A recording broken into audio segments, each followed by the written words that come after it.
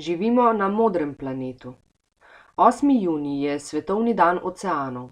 Živimo na modrem planetu. Oceani in morja prekrivajo večino Zemljine površine. Letošnja tema Mednarodnega dneva oceanov je planet Morje. Zemlja je namreč edino telo v vesolju, kot ga poznamo doslej, ki plava v vodi oceanov in morij.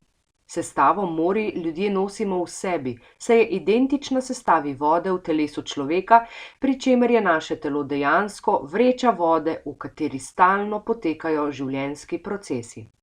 Ljubljana, 8. 6. 2023, sporočila za javnost. V tem tednu smo obeležili Svetovni dan varstva okolja, ki je letos posvečen zmanjševanju onesnaževanja s plastiko. Posledice nesmotrnih navad, ko plastično embalažo enkrat uporabimo, nato pa odvržemo, je moč videti po obalah in morjih po vsem svetu. Spodbudno je, da se v Sloveniji količine odpadne plastike zmanjšujejo. V Sloveniji smo uspeli kar 10% našega obalnega pasu izvleči prometu in ga vrniti naravi in ljudem. To obalno pot krasijo naravno zavarovani klifi in čudovit drevored Pini, ki sega od Izole do Kopra.